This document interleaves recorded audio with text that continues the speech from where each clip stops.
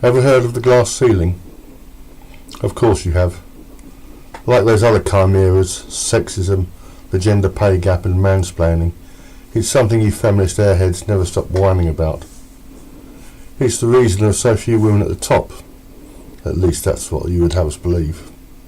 And of course, to rectify this injustice, we need special campaigns like 50-50 Parliament, special monitoring of the mythical gender pay gap for big companies, only big ones at the moment, and of course special laws to promote women beyond their abilities, the Peter Principle. But what is the truth about this all-pervasive male conspiracy? Is the patriarchy really holding you down, or could there be some other reason? In case you don't recognise this woman, she is the photogenic, charismatic and totally moronic Alexandria Ocasio-Cortez. The thing they don't tell you about working in Congress is that if you do what you're supposed to do, you're working all the time, which means that you have no time to set up your life. So I spent weeks sleeping on an air mattress, and I don't own a chair. That's right. At the top you work all the time. Here is Jordan Peterson explaining this graphically. Note that he's talking about the A-list of professional women, top-flight commercial lawyers. And there's all sorts of ideas. Like, I did a lot of consulting for law firms for a long time, about a decade, and I had a lot of clients who were extremely high-functioning female lawyers, younger ones, trying to figure out how to balance their career with their desire to have a life. And, you hear all the time about women being denied access to positions of power.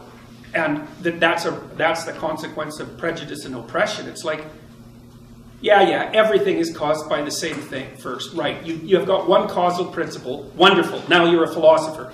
You can figure out everything with it. It's like the law firms cannot keep their women in their 30s. They cannot keep them, the big law firms. They all leave. Why? Because the women hit 30, they're brilliant, conscientious, intelligent, they were deadly in high school, deadly in university, they nailed law school, they whipped through their articling, they made partner by the time they were 30. It was like they were in a rocket to the top position. What do they find when they get there? 80-hour work weeks, right? Because that's one of the things you want to think about. You think that the people who run things are sitting at home smoking big cigars and telling their minions what to do. It's like, that's like the 1920s millionaire that's on the cover of the Monopoly game. That's no sociological analysis. I know lots of people like that, and they work all the time, from the second they wake up till the second they go to sleep. And they don't just casually work. Because I know some of you go to the library for 6 hours and you say, well, I studied in the library for 6 hours. Like, no, you didn't. You studied for half an hour. And you had coffee and you looked through Facebook and, you went home and you said, well, I studied for 6 hours and you're happy about it. But bloody well you didn't. Partly because you can't. I can only read for about 3.5 hours till I'm done. And I'm pretty good at it. So these people who are running things, there's corrupt people, obviously, but the vast majority of them, first, are self-made, and second, they're so bloody efficient and smart, you cannot believe it. And they work 80 hours a week. And most of them happen to be men. And why is that? Because there are a small number of insane men who will do nothing but work 80 hours a week. And no matter where you put them, if you put them in the middle of a forest with an axe, all they would do is run around chopping down trees. So the issue isn't why aren't there more women in positions of power? It's why are there any men insane enough ever to occupy those positions? He goes on to point out that once women of that calibre are married, almost always to men earning as much as or more than themselves, they tend to lose interest in their careers and opt for a better quality of life. It's well to remember that like most men, most women don't have careers. A woman may have a vocation, even a calling, but we can't all belong to the 1%. Otherwise it wouldn't be the 1%, would it? There are some women who can do it all, and can have it all: career, family life, fame and even fortune. People of a certain political persuasion may laugh at her, but Sarah Palin was not only a city councillor, mayor and governor of Alaska, she is also a mother of 5. That takes some doing. For most women though, this sort of personal success comes with a price, and sometimes that price can be very heavy indeed. Prime Minister Theresa May is childless. Oprah Winfrey may be one of the wealthiest and most influential women in America, but check out her biography and ask yourself if you'd change places with her. We even hear about this glass ceiling rubbish in the military. Women don't belong on the battlefield, and most men don't want to be there. Here is a senior woman soldier telling a talking head about the price she herself has paid.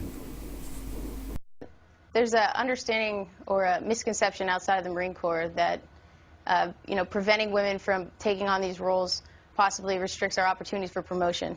In the Marine Corps, men and women are promoted at the same rate. So the other question then I present is longevity. We're talking about opening up opportunities for females, but my concern that I point out in the article is that there's these gender-specific medical concerns that are going to come with opening these fields that I'm not so sure we've really thought about. And on the backside of that, there's going to be a cost associated with these medical conditions. And are we ready to pay the price for that? I guess that was my question about why you think that it's a bad idea, because you yourself, I mean, by all regards, you're a very high-achieving woman, not only in life, but in the military. And what you point out in this article is that you went through some of the rigorous training that the men did, and what happened to you? I've faced a lot of weight loss, muscle atrophy. I also developed polycystic ovarian syndrome, which for me resulted in infertility.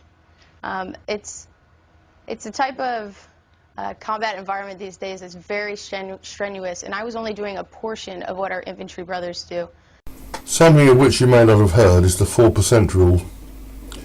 This states that at the top, the very top, around 4% of the most physically superior women can compete with the men.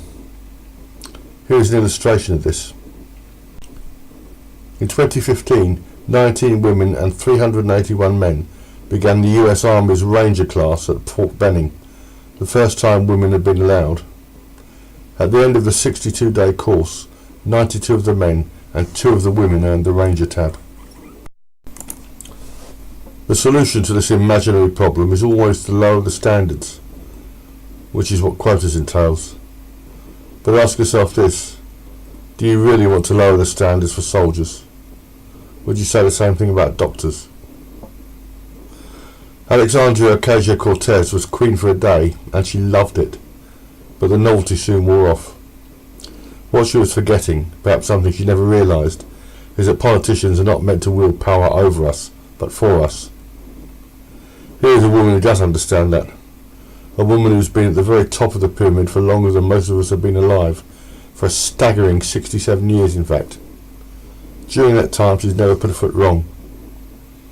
To be queen for a day is one thing.